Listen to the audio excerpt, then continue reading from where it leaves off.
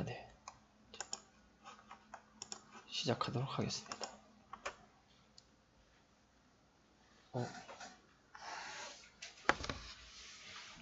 제 화면에서 안 나와서.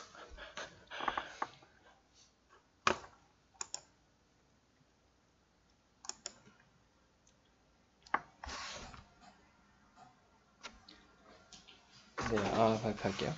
저는 오늘 이제 포텐셜 유닛 그룹에서 이제 CNN 부분을 발표하게 된 최용욱이라고 합니다. 제 소개는 첫 시간 했으니까 이 정도로만 하고 제가 발표할 내용에 대해서 말씀을 드릴게요. 그 슬랙에도 제가 조금 올려놨는데 오늘 발표해야 될 메인 컨텐츠가 뭐냐면 딥러닝 AI 했었을 때의 그 약어들이 많이 있어요. 그 중에서 제일 많이 들었던 게 아마 CNN일 거예요. CNN이 어찌 보면은 뭐 다른 NN이라고 붙어 있는 그런 종류들의 파생 중에서 가장 이제 베이직하기도 하고 제일 처음에 선두로 나온 거기도 하고 그러니까 컨셉도 그 중에서 이제 제일 간단한 편이기도 하고 여기서 나와 있는 컨볼루션이라고 하는 거는 뒤에 설명드리겠지만 신호 같은 부분에서도 컨볼루션 연산 같은 게 있습니다. 그 연산 자체에서 그거를 이제 2D 관련된 2D 디멘전 상에서 이미지에서 한다고 보시면 돼요. 그리고 그런 컨볼루션이 뭐고 그리고 이제 리셉티브 필드라는 용어가 있습니다. 그거에 대해서 설명을 드리고 그리고 이제 각각에 대한 용어랑 그리고 이제 학습을 할 때 학습이 어떻게 동작이 되고 굴러가는지에 대한 메커니즘 그리고 맨 마지막에는 제가 준비했던 이 예제랑 이 프로세스는 이제 인식하는 쪽인데 여기 바뀌었네요. 이게 레코그니션이 아니라 세그멘테이션이에요. 그러니까 검출기나 아니면 의료 영상 쪽에서 이제 세포나 이런 거 이제 분할하는 쪽 부분에 예제 짧게 이제 브리핑 해드리도록 하겠습니다. 먼저 왜 딥러닝이 잘 되는지를 먼저 물리적으로 좀 알아야 돼요. 그러니까 쉽게 얘기하면은 데이터가 있었을 때의 뉴럴넷, CNN 이런 쪽에 넣었더니 이제 결과가 잘 나온다. 흔히 이제 기사나 이런 다른 쪽에서 이제 블랙박스라고도 하는데 여기서 이제 그런 디테일한 거에 구동 동작까지는 모르더라도 그럼 인공지능이라는 CNN을 넣어서 했는데 왜 잘 나올까? 아니면 학습이라는 게 도대체 뭘까? 어떤 특징이 있길래 어디다가 써먹을 수가 있을까? 라는 거를 알아야 이제 CNN을 할 때 내가 내 부분에서 CNN이 쓸 수 있는지 없는지를 먼저 보고 쓸 수 있으면 쓰고 그게 아니면 다른 쪽 네트워크나 그 프로세스를 찾아봐야 됩니다. 먼저 CNN이 나오기 이전에 이 CNN이 보통 영상 쪽에서 많이 쓰이는데 처음에 영상 쪽에서는 처음부터 이런 뉴럴넷이라는 개념으로 적용이 뜬 게 아니에요. 처음에는 어떻게 했냐면 지금 이 검출기 같은 경우에 있는 AWS로 사람 얼굴을 찾는 겁니다. 저 여자분의 얼굴을 찾는 건데 어떻게 하냐면 저 빨간 색깔 영역 안에 왔다 갔다 하면서 막 뭐 깜빡깜빡 하면서 필터 모양이 막 여러 동작으로 움직이잖아요. 그게 이 우측에 있는 하르 필터를 가지고 사람이 기정의한 필터를 크기를 바꾸고 모양을 바꾸고 회전을 하면서 계속 이 빨간색 영역에 대해서 컴퓨테이션 연산을 하는 겁니다. 그리고 이 빨간색 영역은 좌상단 위쪽부터 하나씩 이렇게 슬라이딩 하면서 쭉 이렇게 훑고 내려오게 돼요. 그렇게 해서 가장 그 반응값이 큰, 그러니까 확률값이 높은, 이렇게 표현할 수 있겠죠. 그런 부분에 대해서 이제 어느 정도 자기가 이제 정의한 정의치를 만족을 했었을 때 저렇게 빨간색 네모박스를 그리는 걸 볼 수가 있고, 최종적으로 이런 모든 컴퓨테이션이 다 끝났을 때는 이제 저 빨간 색깔 네모를 가지고 있는 영역에 뭐 평균값이라든지 민값으로 해갖고 최종 얼굴 영역을 이렇게 찾게 됩니다. 바꿔 얘기하면 기존에도 저희가 이미지에서 원하는 바를 얻었을 때는 이런 식으로 필터를 직접 사용해서 했었어요. 그래서 영상에서 필터를 사용하는 형태는 이 얼굴, 이 살색 부분이 어떤 RGB 컬러라고 할 수 있는 0에서 255 사이면 어떤 값을 가질 거고, 이 배경도 값을 가질 건데, 이 예제에서 보는 모자처럼 물체와 배경 사이에는 그 경계면을 따라서 급격한 색깔에 대한 변화가 일어나요. 이 변화되는 부분을 이제 주파수가 높다 이런 식으로도 표현하거든요. 급격하게 수치가 변하기 때문에. 그래서 여기 부분에다가 우리가 이제 방금 그림에서 봤던 기정의한 필터들 이렇게 1, 0, 마이너스 1로 되어 있는 이렇게 이제 스텝 펑션처럼 이렇게 되어 있는 형태로 여기에다 컨볼루션 연산을 해주게 되면 이렇게 얼굴 라인을 딸 수 있게 됩니다. 그래서 이 얼굴 라인이라는 이 특징점, 피처를 얻기 위해서 기존에는 이렇게 필터를 직접 사용했어요. 요러한 연산을 할 때 컨볼루션 연산이라고 해서 이 필터를 곱셈하는 연산을 하게 됩니다. 그래서 여기 나와 있는 글씨의 예제처럼 3x3을 한다고 하면 요 3x3 영역에다가 요 필터를 1대1 매칭으로 다 곱하고 그 곱해진 값들에 대해서 이제 더했을 때 요 중간값이 도출이 되는 이러한 연산을 이제 컨볼루션 연산이라고 하게 돼요. 그래서 이게 점점 성능을 높이고 싶으니까 사람들이 어떻게 했냐면 점점 더 많은 필터, 점점 더 많은 핸드메이드한 정의한 다양한 가고시안 필터부터 시작해서 다 엄청나게 많은 종류를 이렇게도 하고 히스토그램도 만들어보고 해서 직접 다 뽑았습니다. 그래서 입력 영상에 대해서 피처를 뽑고 그 뽑은 피처를 가지고 얘가 사람이다 이렇게 분류하고 이런 형태를 띠게 됐어요. 그러다 이러한 형태의 특징이 이미지에서 들어온 이미지가 강아지다 고양이다 이런 형태로 분류하는 메커니즘에 많이 쓰였는데 이렇게 점차적으로 이제 사람이 핸드메이드로 만들었던 필터의 개수가 점점 늘어나서 그걸 가지고 이제 비주얼 피처들을 이제 뽑기 위해서 이제 필터들을 모아서 이제 뱅크 형태로 모음 셋이죠. 그 형태로 해서 하던 거를 지금 CNN이 그 역할을 대체해주고 있는 겁니다. 바꿔 얘기하면 이 트레디셔널하게 피처를 뽑고 하는 어프로치랑 컨볼루션 뉴럴 네트워크를 써서 했던 어프로치랑 가지고 있는 입력과 나오는 결과값을 기준으로 했었을 때 중간에 처리하는 단계가 기존에 트레디셔널하게 했던 방법이랑 CNN이 유사해요. 그래서 이 예제에서 보게 되면은 제가 요 그림 밑에다 그려놨는데 레이어가 3개라고 쳤을 때 첫 번째 거 같은 경우에는 데이터랑 가깝기 때문에 요런 형태로 선, 면 이런 어떤 라인의 형태, 엣지라고 할 수 있죠. 우리 아까 전에 봤더니 모서리 같은 거 뽑는 그런 형태의 특징을 하게끔 되고 두 번째 레이어 같은 경우에 그거보다 좀 더 상위 개념의 추상적으로 동그라미, 네모, 뭐 쌀 모양, 털 모양 이런 식으로 하게 되고 최종 땅 같은 경우에 그 더 위로 스팟의 형태라든지 여기 사람이라면 사람 같이 생긴 아이들 이런 형태로 이제 상위 피처를 그룹을 짓는 걸 볼 수 있습니다. 바꿔 얘기하면 원래 우리가 직접 이런 손으로 일일이 해서 피처를 뽑고 그거를 클래시피케이션해서 분류를 해서 그게 뭐다 이렇게 결과를 냈던 거를 뉴럴넷이 한 번에 다 해주는 거예요. 알아서 피처도 뽑고 클래시피케이션도 같이 해주고 그렇기 때문에 이 뉴럴넷이라는 개념이 하드웨어가 받쳐져서 이제 성능이 나옴에 따라 이미지 영역에 대해서 제일 먼저 적용이 되었습니다. 오늘 예제로 해서 CNN을 설명드릴 거는 인식기 부분입니다. 뭐 레코그니션이고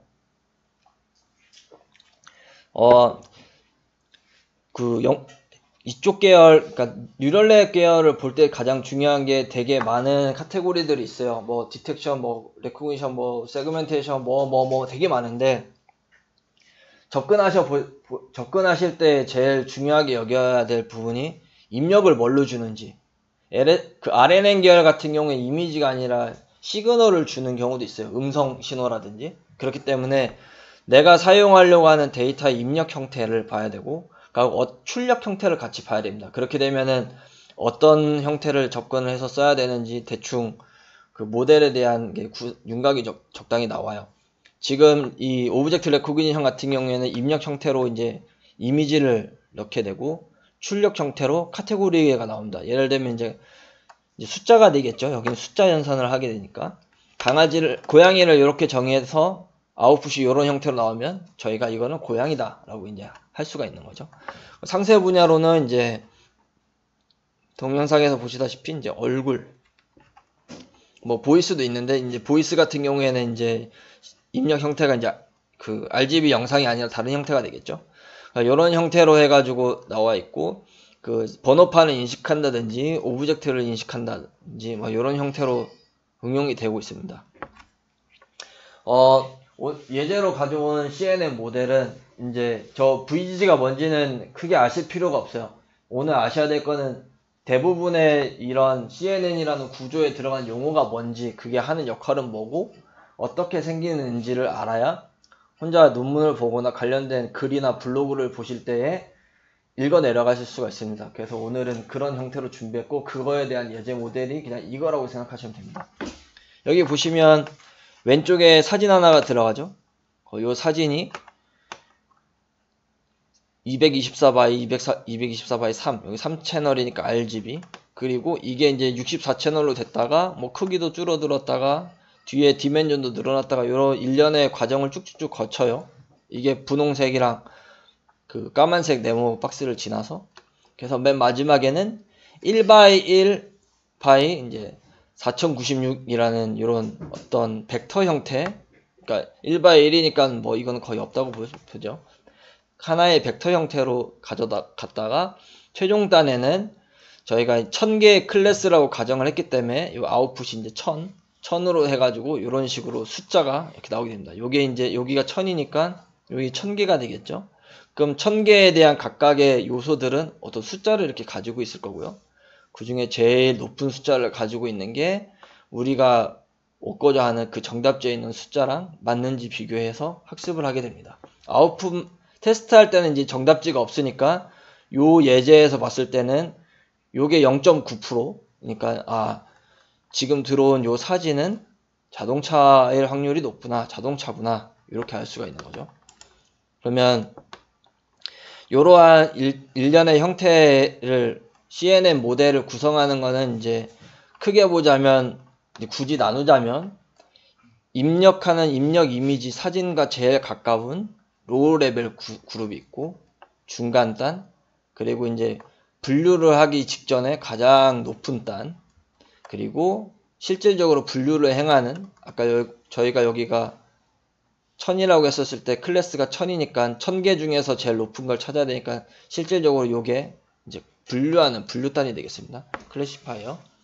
이런 형태로 크게 구성이 되어 있어요. 이게 조금씩 바뀌거나 뭐 붙이거나 늘리거나 뭐 다양한 모델이 있는데 전체적인 구성은 다음과 같습니다. 인풋에 가까운 애가 있고, 아웃풋에 이제 클래스를, 이게 고양이인지 강아지인지를 알아야 되니까 클래시파이 하는 부분이 있고. 그래서 보시면 대략적인 피처의 형태는 로우 레벨 단에서는 이런 식으로 어떤 선이나 면, 경계하고 이제 그러한 진짜로 이제 로우 레벨이라고 할 수 있는 그러한 정보들을 갖고 있고요. 요게 이제 미드 레벨 정도로 이제 여러 단계를 거치게 되면은 둥글둥글한, 이게 바퀴인지 공인지 모를 뭐 그런 것부터 시작해서 어떤 형태소, 약간의 형태소를 가지게 되고, 하이 레벨 단에서는 앞서 예제랑 비슷하게끔 어떤 추상적인 모양태를 띄우고 있어요. 피처의 형태들이. 그래서 이러한 과정들을 다 거쳐서 마지막으로 클래시파이어에서 클래스 개수만큼 아웃풋을 뽑으면 요거 잘 학습이 됐으면 이거 자동차다 해서 자동차 90%에 이렇게 가장 큰 값이 이렇게 들어가 있게 되겠죠.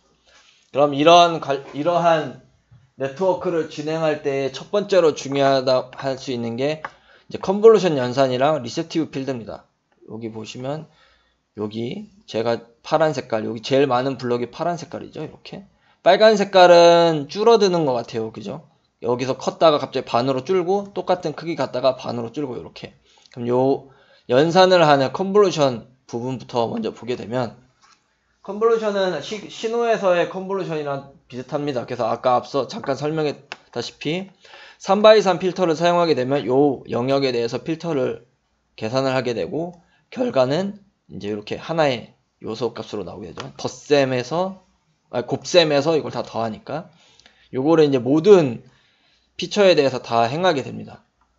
그리고 겹겹이 레이어가 쌓여 있으니까 여기서 한번 해서 이렇게 뽑고, 그거 뽑힌 걸 가지고 또 3x3으로 컨볼루션 하게 되면 또 이렇게 뽑고, 이렇게 계속 진행이 되겠죠. 레이어로. 그러면 딥러닝에서는 이런 말이 있어요.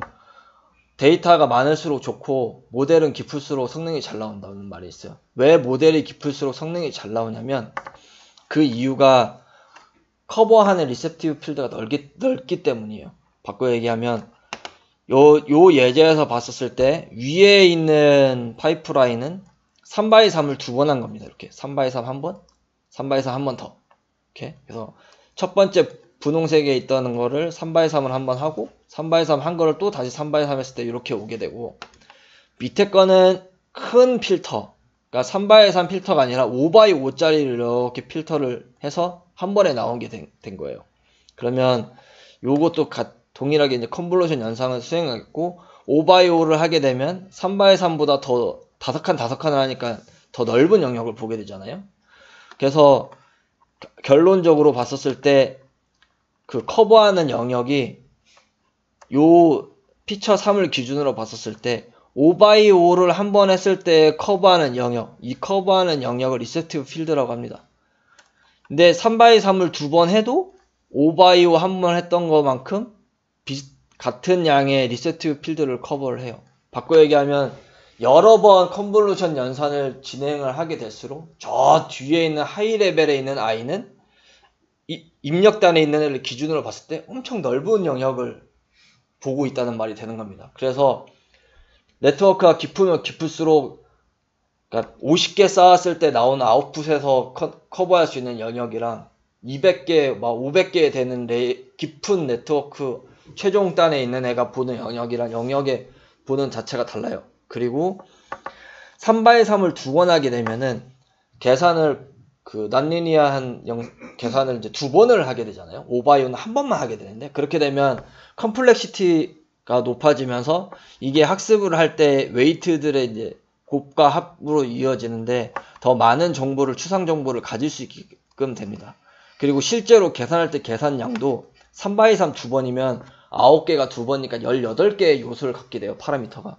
근데 5x5면 25개이기 때문에 연산에 해야 되는 그 범위는 넓지만 55가 파라미터 개수도 더 많고, 실질적으로 그래서 논문이나 어떤 글이나 이런 거를 간접적으로 접하게 되면은 막 한 번에 크게 막 10몇 자리 쓰면 되는데 왜 3x3, 5x의 짜잘한 걸 여러 개 해서 뒤에 붙이지 했던 이유가 이런 이유 때문에 기본적으로 나중에 논문이나 공부를 하시게 되면 5x5도 잘 안 써요. 보통은 3x3인데 이렇게 작은 영역의 필터를 여러 개를 이어 붙이는 형태로 구성이 많이 되어 있습니다.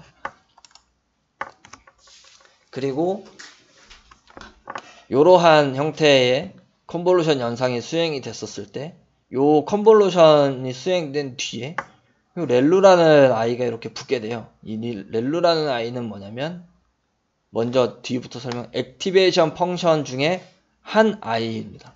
요 액티베이션이라는 펑션 중에 한 아이고, 그럼 액티베이션이 뭐냐? 액티베이션은 말 그대로, 여기 써있는 말 그대로 이제 아웃풋에 나오는 노드를 컨트롤하는 아이라고 보시면 됩니다. 이게 제가 잠깐 봤는데 여기 뉴럴넷 말고 어떤 메카닉이나 이런 쪽에서는 이 액티베이션의 스위칭 하는 역할로도 이제 정의해서 부른다고 이렇게 나와 있더라고요. 위키라는 이런 다른 쪽에서도. 뉴럴넷에서는 이제 비슷하게끔 그런 형태를 하게 되고, 그렇기 때문에 예를 들면 액티베이션 펑션을 0하고 1 사이로 주게 되면 계산이 된 아웃풋이 이 액티베이션 펑션을 거치면 얘는 아무리 자꾸 커봤자 0하고 1 사이에 들어올 수밖에 없는 거예요, 값이. 이런 식으로 이제 값을 이제 얻어지는 값에 대해서 어떤 난리니어티를 주면서 그런 형태로 이제 만들어주는 게 되겠고, 이거는 이제 펑션에 따라서 가질 수 있는 범위는 조금씩 다릅니다. 그래서 이러한 액티베이션 펑션은 이제 난리니어를 쓰는 이유는 여기 밑에 있는 거와 같이 나와 있고, 제일 중요한 이유는 미분 가능성이기 때문에 그래요. 그래서 실질적으로 예전 같은 경우에는 시그모이드 함수를 많이 썼었습니다. 1주, 2주 차에 이제 배웠던 것처럼 이제 퍼셉트론 했을 때 시그모이드를 봤을 거잖아요. 이런 형태로 많이 썼는데, 요것도 이제 스위칭처럼 이런 식으로 하고, 실제로는 이제 학습할 때도 이제 더 학습도 잘 수렴할 수 있게끔 하는 그런 형태가 있는데, 이게 문제가 요 시그모이드를 쓰게 되면은 이게 이제 미분을 해서 학습할 때 이제 웨이트들을 업데이트를 시켜줘야 되는데, 여기 값을 보면은 0이나 1에 가까울수록 미분값이 0에 가까워집니다. 근데 이게 레이어가 한 개가 아니라 여러 개가 이렇게 붙어 있다 보니까 이런 미분했을 때 미분이 거의 0에 가깝게 되면 이게 곱셈 연산이 되잖아요. 체인룰에 의해서 곱셈 연산이 되는데 0에 가까운 게 많을수록 결국에는 이게 그 계산을 했었을 때 이제 0이나 저 같은 경우는 코딩 들었을 때 뭐 가끔씩 그러니까 실질적으로 그 오퍼레이션을 돌려서 하게 되면은 학습은 계속 되는데 로스도 안 변하고 직접 브레이킹을 해서 값을 보면 값도 계속 똑같은 값만 있어요. 그러니까 이 업데이트 자체가 하나도 안 되는 겁니다. 죽어버려가지고 데니싱 포인트 때문에. 그래서 이러한 걸 좀 막기 위해서 이 미분했을 때 이제 값이 너무 작아서 이루어지는 현상을 막기 위해서 이런 렐루라는 것이 나왔고, 근데 이 렐루도 문제가 되는 게 뭐냐면 이 0 밑으로는 그냥 다 0 빵으로 해버리니까 요 마이너스에 대한 인포메이션이 필요할 때가 있어요. 그리고 이게 0이 너무 많아져 버리면은 이것도 이제 레이어가 깊이 들어가게 되면은 이러한 펑션을 거쳤을 때 0만 잔뜩 나와가지고 실질적으로 찍어보면 다 00000만 있는 그런 현상이 일어날 수 있습니다. 그러니까 마이너스를 다 0으로 하는 액티베이션 펑션을 지나쳤더니 피처맵에 있는 값이 다 0이 돼버리는. 그래서 이제 그걸 막기 위해서 여기 조금 남겨놓는 리키렐루랑 이렐루라는 게 있다. 식은 뭐 간단합니다. 지금 보시다시피 그냥 다 0 주고 그대로 살리고 이런 형태로 되어 있어요. 그래서 이러한 네트워크를 통과하는데 실질적으로 피처를 뽑는데 가장 중요한 역할을 하는 게 바로 이 까만 색깔 부분, 컨볼루션 하는 부분이랑 이 렐루라는 액티베이션 펑션이 쓸 수도 있고 안 쓸 수도 있는데 이러한 컨볼루션 연산과 같이 이런 액티베이션 펑션이 붙어서 동작을 하게 되고요.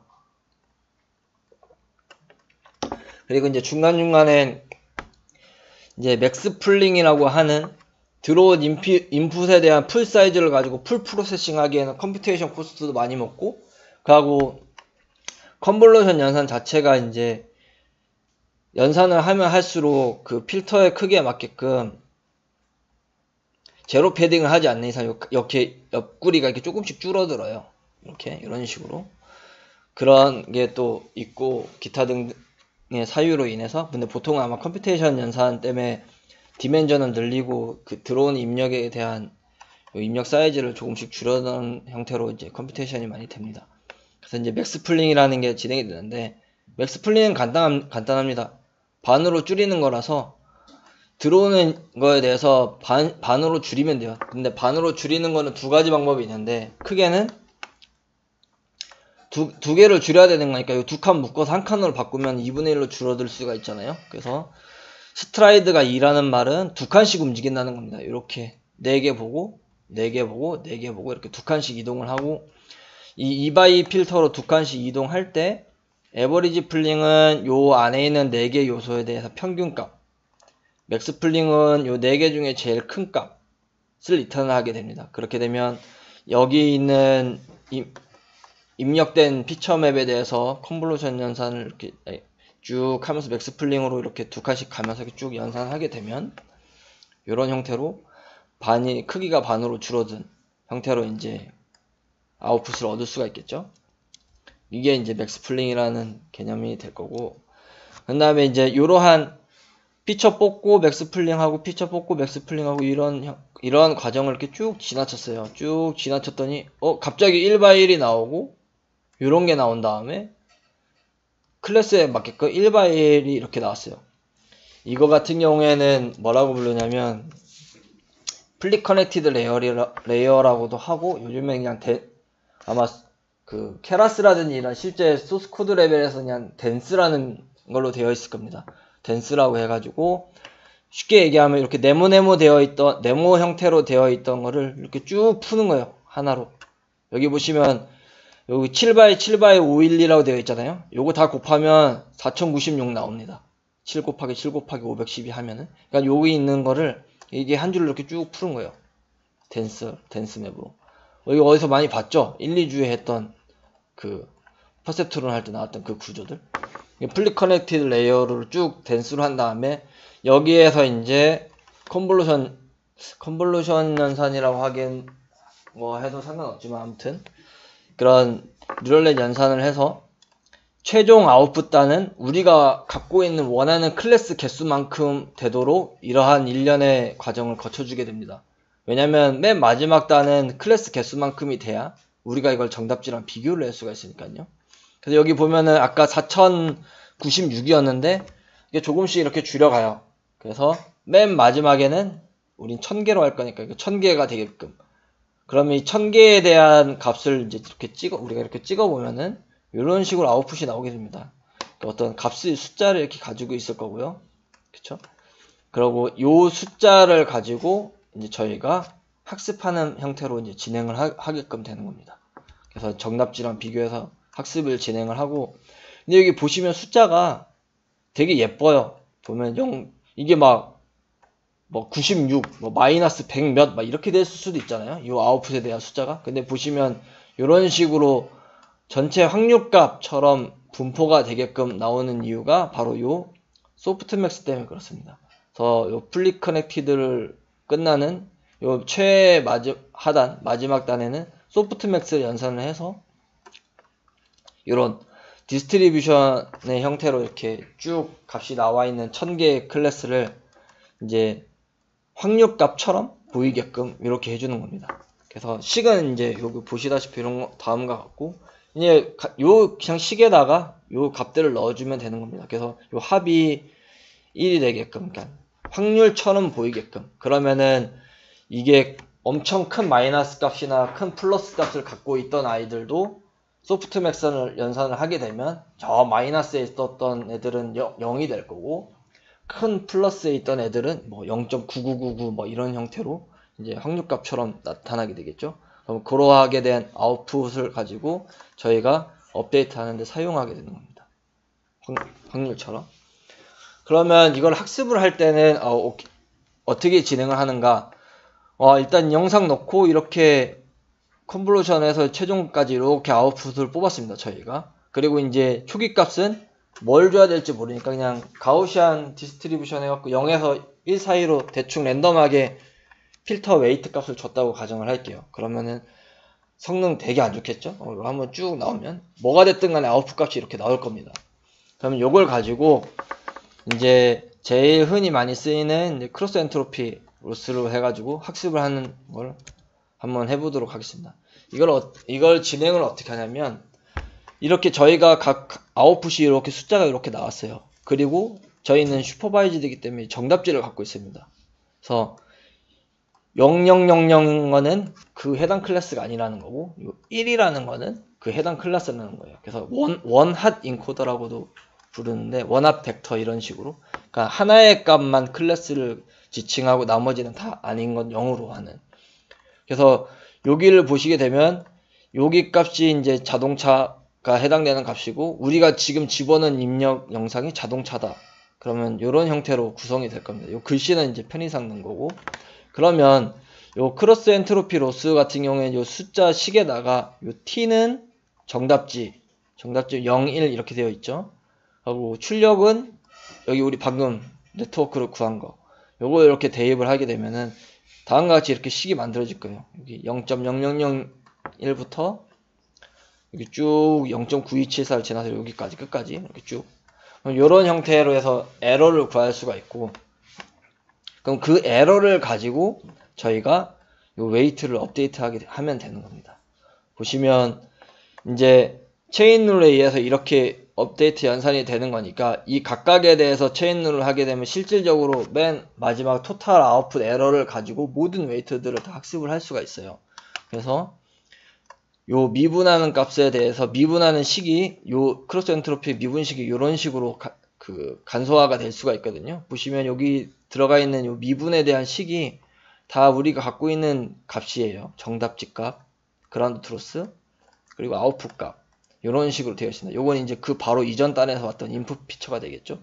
이런 식으로 해가지고 실질적으로 저희가 이제 웨이트를 업데이트를 할 수가 있고, 그러면은 저희가 초기 값을 이니셜 러닝 레이트라고 할 수 있는 초기 값을 0.01로 줬었을 때 여기 뒤에다가 업데이트 되는 요 미분에 대한 업데이트 할 수 있는 업데이트 값이 이제 곱해져서 new라는 웨이트가 새로 생성이 되게 되는 겁니다. 기존 웨이트가 에다가 이제 업데이트를 해서 요 과정을 계속 반복하게 되면 학습을 할 때마다 요 값이 이 new라는 웨이트 값이 조금씩 계속 업데이트가 되겠죠. 그렇게 되면은 최종적으로 이제 학습이 다 끝나서 이제 더 이상 로스도 안 떨어지고 수렴을 해갖고 이제 학습이 다 끝났다 하게 되면 실질적으로 저희가 테스트를 살 때 사용하는 웨이트는 요 업데이트 다 끝난 요 웨이트가 될 겁니다. 각각에 대해서. 그쵸? 그러면 처음으로 갈게요. 이걸로 할게요. 그렇게 되면은 저희가 정리하자면 그 레코그니션이라는 그 인식 연산에 의해서 할 때 입력을 넣고 처음에 웨이트를 이제 랜덤하게 초기값을 준 다음에 컨볼루션 연산을 하고 맥스 풀링하고 컨볼루션하고 맥스 풀링하고 이렇게 쭉 구축된 네트워크에 따라서 이제 피처를 쭉 뽑고 마지막에 이제 풀리 커넥티드 형태로 한 다음에 우리가 원하는 클래스 개수만큼 소프트맥스를 뽑고 요 뽑은 아웃풋을 가지고 있는 점답지 소스 코드로 이제 입력을 주겠죠. 요걸 가지고 이제 로스를 방금 봤던 것처럼 이제 계산을 하게 됩니다. 보통은 이제 그 사용을 하시게 될 때는 직접 이렇게 아까 봤던 그 수식처럼 막 W 곱하기 해서 해주는 사람들도 있고요. 뭐 숫자라든지 간단한 엠리스트 할 때 초창기 때는 그랬고 요즘에 이제 만약에 적용하셔서 실험하실 때 사용하게 되신다면은 펑션으로 다 되어 있기 때문에 인풋 아웃풋만 잘 맞추셔서 넣어주시면 사용 가능할 겁니다. 그 부분에 대해서는 수식이 너무 복잡하다고 해서 걱정 크게 안 하셔도 될 것 같고 이런 식으로 이제 학습을 쭉 하게 되면 왜 이렇게 느리죠? 학습을 쭉 하게 되면은 최종적으로 우리가 가지고자 하는 모델이 나오게 되고 이제 입력에다가 테스트 이미지를 넣게 되면 최종 아웃풋 단에다가 이제 결과가 출력이 되고 그 중에 가장 큰 값을 가지는 게 지금 넣은 테스트 이미지의 클래스가 될 수 있는 겁니다. 이런 식으로 레코그니션이 구성이 되고 잠시만요. 그럼 이제 인식 같은 경우에는 입력 이미지를 넣고 최종 아웃풋이 강아지다, 고양이다 이렇게 나오는데 다른 게 쓰이는 분야에서는 뭘 보냐면 디텍션 같은 경우에는 입력 영상을 넣지만 나오는 출력은 똑같이 이게 자동차, 사람 뭐 이러한 카테고리 형태의 값이 나와야 돼요. 그와 더불어서 이렇게 나오게 되죠. 그와 더불어서 이제 이게 어디 있냐라는 그 위치에 대한 좌표도 같이 나와줘야 됩니다. 요 같은 경우에는 얼굴만 찾는 거니까 따로 얼굴 말고는 클래스가 없고 요거 같은 경우에 이제 다중 클래스이기 때문에 가방이나 사람, 강아지 이렇게 같이 나오는 걸 볼 수 있습니다. 그래서 출력이 해당 카테고리랑 그리고 이제 위치 정보가 이렇게 나오는 게 이제 검출기라고 보시면 될 것 같고 검출기는 이제 따로 여기서는 이제 깊게 다루지 않겠지만은 오늘은 다루지 않겠지만은 구성을 보시면 비슷해요. 제가 아까 전에 방금 설명해줬던 거랑 비슷합니다. 입력 영상 놓고 이렇게 쭉 피처를 뽑아요.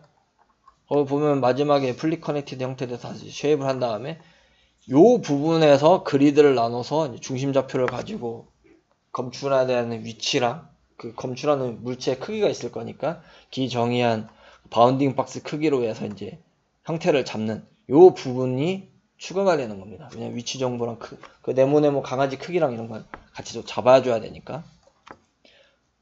그리고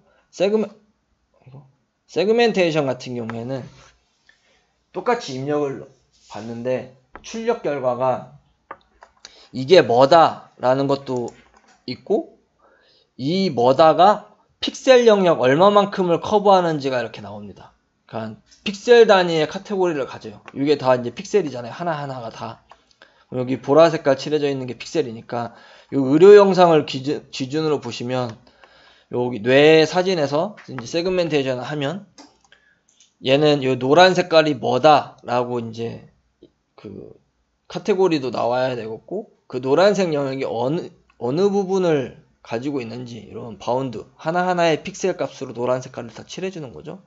이렇게 경계를 포함한 영역까지 나오는 게 세그멘테이션입니다. 크게는 세그멘테이션이 시멘틱 세그멘테이션이나 인스턴스 세그멘테이션 두 개가 있는데, 보통은 시멘틱 세그멘테이션을 많이 쓰고, 인스턴스는 뭐냐면 우리 이거 차면은 그냥 다 차 이렇게 하면 되는데, 인스턴스는 똑같은데 차 1, 차 2, 차 3, 차 4 이렇게 각각 개별 객체도 같이 세그멘테이션 해주는 거예요. 근데 보통은 시멘틱 세그멘테이션을 많이 필드에서 사용을 하고 있습니다. 의료 분야도 그렇고 자율주행 분야도 그렇고 보통 이런 분야에서 좀 많이 쓰이고 있는 것 같고, 이러한 세그멘테이션 같은 경우에는 경계가 필요하잖아요. 경계가 필요하다 보니까 아웃풋이 인풋이랑 똑같은 크기여야 돼요. 그래야 입력 이미지를 넣었을 때 그 입력 이미지 각 픽셀에 맞게끔 클래스를 하나하나 점점점점점 이렇게 부여를 할 수가 있으니까. 그래서 아웃풋 크기가 입력이랑 똑같습니다. 그래서 요 인코더라는 부분을 보시면 오늘 설명드렸던 거랑 똑같이 생겼어요. 입력 넣고 여기 CNN으로 해서 이렇게 피처 뽑고 풀링하고 줄어들고 뽑고 줄어들고 쭉 이렇게 해서 피처를 여기까지 뽑죠. 뽑은 다음에 다시 어떻게 하냐면 여기서부터 다시 키워나가요. 왜냐면은 우린 영역이 필요하니까. 그래서 다시 디코더라는 파트에서 왔던 것처럼 똑같이 다시 키웁니다. 근데 여기서는 이제 맥스 풀링으로 다운 스케일 하는 게 아니라 키워야 되니까 두 배씩 이렇게 키워요. 두 배. 그래서 업 풀링으로 이렇게 쭉쭉쭉쭉쭉 늘려가지고 중간중간에 이제 계속 피처를 뽑는데, 요 피처는 뭐냐면 이 클래스 각 픽셀에 대한 클래스를 주기 위한 그러한 형태의 피처라고 보시면 됩니다. 앞에서 뽑았던 피처를 디코딩하기 위한 피처를 추출한다고 보시면 돼요. 그래서 이렇게 해서 아웃풋 결과가 나오고, 요 나온 아웃풋을 이제 방금 로스로 계산했던 것처럼 그라운드 트루스 이제 정답표가 있어야 되겠죠. 그럼 요 그림처럼 이렇게 정답표가 이렇게 있습니다. 요 아줌마를 보시되면 요 사람은 11111 각 픽셀이 11111이라는 클래스를 가지고, 요거는 클래스는 33333 이런 식으로 빌딩 5 이렇게 영역에 대해서 픽셀이 어떤 클래스를 가지고 있고, 이게 이제 멀티로 되어 있는 거죠. 그러니까 n 가로 세로가 이제 이미지랑 똑같이 n by n으로 되어 있고, 아까는 그냥 강아지 고양이 했을 때 하나의 스칼라 값 같은 걸 가졌다면, 이거는 벡터 형태로 돼 가지고 첫 번째 차원에서는 사람 나타내고 두 번째에서는 뭐 가방 나타내고, 예를 들어서 요 씬에다가 이제 요 자동차 같은 경우에 자동차 건물 빌딩 하늘 쭉 있으니까 자동차 빌딩 하늘 이렇게 있어서 한 20개 클래스를 하게 되면 요 정답지의 형태가 방금 전에 공부했던 레코그니션은 그냥 1by 1000짜리 이렇게 쭉 이렇게만 되어 있었다면, 얘는 가로 세로가 있고 뒤로 디멘전이 RGB는 가로 세로 3 이렇게 RGB인데, 얘는 20개 클래스면 가로 세로 20 이런 식으로 정답지가 있는 거예요. 그라운드 트루스. 그래서 요거를 픽셀 단위로 로스랑 그 로스 계산하듯이 똑같이 컴퓨테이션 해서 웨이트를 업데이트하는 형태로 되어 있습니다. 네, 그리고 이거는 제가 요 위에 있는 링크 같은 경우에는 제가 데브 페스트 때 발표를 했던 내용인데, 거기에는 이 레코그니션이나 디텍션 부분, 아니고 이것도 세그멘테이션도 잘못됐네. 세그멘테이션이나 디텍션 부분이 있는데, 지금 제가 여기 간단하게 이렇게만 보여드렸잖아요. 검출기도 이렇게. 요걸 좀 디테일하게 설명을 해놨어요. 그래서 요 두 개를 공부하실 거면은 참고하셔도 괜찮을 것 같습니다. 그리고 요 밑에 있는 딥러닝 베이직 같은 경우에는 지금 오늘 했던 것처럼 모델이랑 용어를 설명하는 게 아니라 실질적으로 코딩을 해서 동작하게 됐었을 때에 내가 만든 뉴럴넷이 동작하지 않는 37가지 이유에 대해서 정리를 해 놓은 게 있어요. 좀 100페이지인가 될 건데, 거기에 보면 공부하시다 보면 노멀라이제이션이라는 용어가 나오는데, 이게 뭔가, 이거 왜 하지?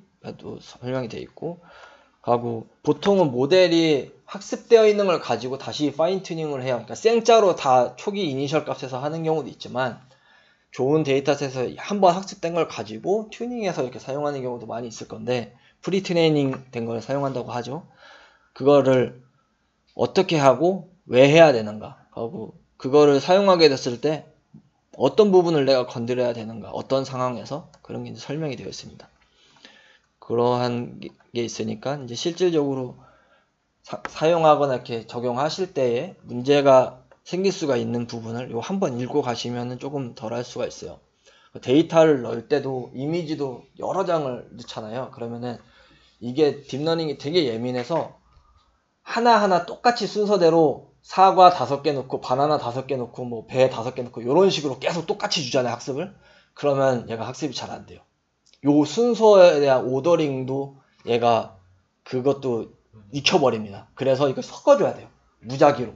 근데 이게 제일 흔히 하는 실수가 이미지를 셔플해서 섞어야 되니까 셔플하는 라이브러리를 써서 섞어줘. 리스트를 막 섞어요. 배, 막 사과 막 섞는데 그라운드 트루스 정답지를 안 섞는 거예요. 그래서 이미지만 섞어서 넣어요. 섞으라고 했으니까 아 이거 섞어서 넣어야지 되지. 막 해서 인풋 클래스를 막 섞어요. 그래서 섞어서 한 10개 클래스 숫자면 0부터 9까지면 막 섞어서 넣는데 학습했는데 로스가 안 떨어지고 계속 일직선인 거예요. 그럼 왜 안 되지 학습이? 뭐 다 했는데 보면은 앞에만 학습해놓고 여기 순서 섞은 거에 맞춰서 정답지도 섞어줘야 되잖아요. 그래 매칭이 되니까 요거 안 해가지고 학습 안 되고 이런 그 별거 아닌데 한번 모르면 며칠이 날아가는 그런 것들이 있어요. 그런 거를 이제 요거 보시면은 한 번만 읽어도 이제 참고를 하실 수 있을 것 같습니다. 제 발표는 여기까지고 질문 있으면 뭐든 요거 아니어도 상관없어요. 제가 하는 거면 다 대답해 드릴게요. 혹시 잠시만 혹시 제가 대답할 때 나가면 안 되는 게 있을 수도 있으니까 중지할게요.